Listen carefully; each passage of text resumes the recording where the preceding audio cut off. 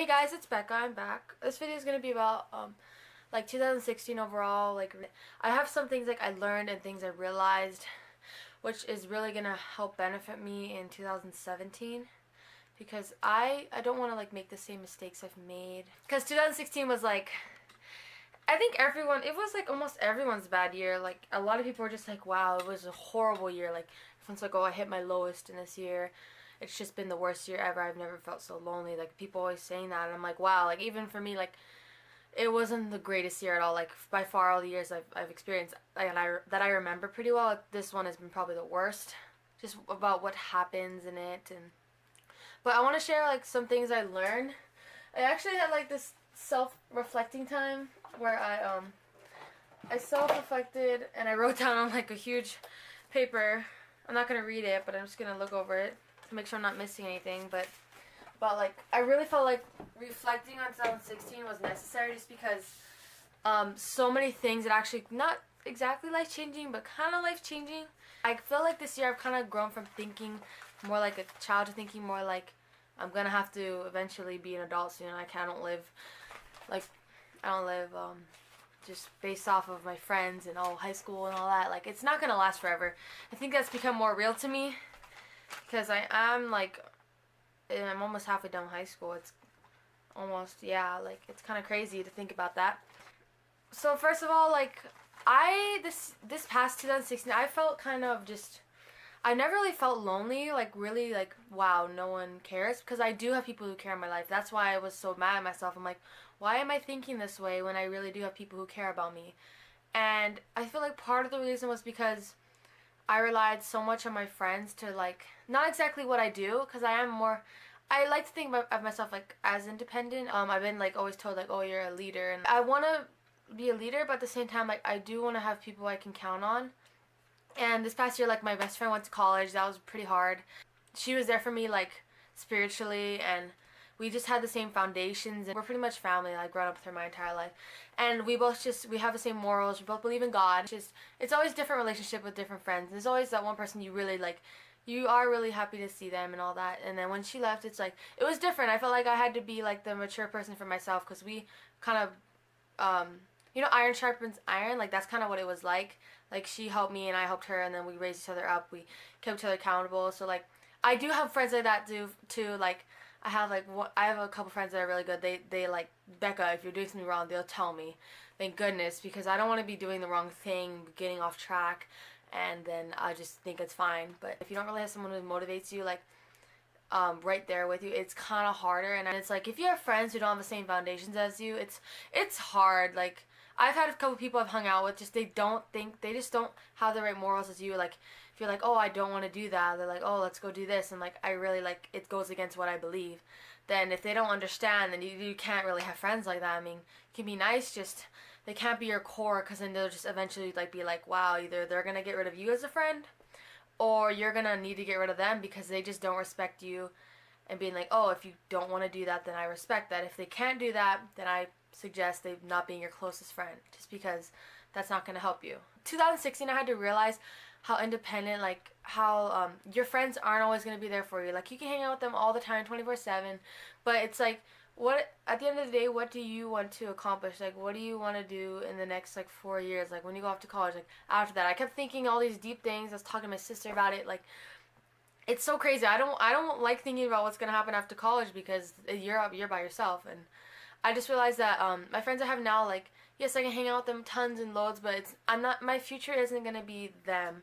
I like 2016, it's like I feel like I went so low because I kept relying on friends, relationships. Like I thought about so many things I didn't need to think about. Like I never thought about, oh, how much friends do I hang out with until 2016. It was horrible. Like that just weighs you down. It made me feel worse and less than a lot of people, and I was like, why do I feel this way? Part of it was because I was on social media all the time, and I was always there looking who's hanging out with who. Oh, how much followers do they have? How much people do they hang out with? And that just, no, like social media is good in some ways, but it's like mostly if you're spending a lot of time on it, you'll start feeling that. Like the past year I really didn't care what people thought, but then the end of 2016 I just didn't have that motivation. If you really do, like, you love God, you follow him, like you have to stay in his word. You need to know who you are, and you can't just know who you are and be like, oh, just do you. Like you don't know who you are unless you like you spend time with like the person who created you. I like New Year's resolution, like the first month I'm not going on Instagram. Like that is the worst thing I can do right now, because I don't want to compare about, because I know it's like good to see photos of people you don't see a lot, but mostly it's people who you're around every day and you look at what they're doing, people from school. Like I don't want to worry about that. Those things will last. Like high school's so short. Like you think like, oh, everyone cares so much about what I'm doing, but maybe people will compare, but they don't care as much about what you're doing. So you shouldn't be so concerned about what others are doing as well, because I mean, most of these people you're seeing every day at school, like you're not gonna see them probably for the rest of your life. I mean, I'm just being honest, not trying to be a downer, but it's true. So it's like, do not do things based off of how many friends you have. Don't do things based off of, oh, I want to be cool. I want to know more people. Like it's good to, I wanted to meet new people, so I tried a new sport. Like that's what I did. That was my goal. Like same routine. I wanted to switch it up, so I was like, I'll try basketball for a year. And I got to know a lot of really new people, and it's been a journey. Like I mean, I wasn't great at it, and I'm still not great at it, but I felt like it was just me doing this for myself. I wanted to do something separate, because in the end, it doesn't really matter what your friends are doing, because they're probably all worrying about themselves too. So I don't want to make decisions based off of what all my friends are doing, based off of I don't want to change my beliefs to line up with theirs, because I know what I believe now. Like the reason why I felt so low is because I didn't really exactly know what I believed in 2016. I didn't spend time reading, knowing like who I am. 2016 I focused so much on things temporary, and like temporary things like, oh, like high school, like, oh, who to hang out with, who is this, that. I filled my thoughts with what people thought about, with social status, who I was hanging out with.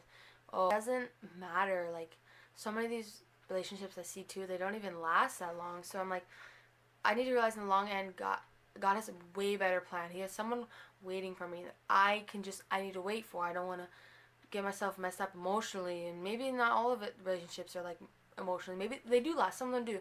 Just I want to know that it's not just playing around. I don't want to just play around. I feel like high school is a good time to grow, just with other people around you. Like there's a whole nother world, and I think I'm just realizing that more. Like I'm not my friends are not me.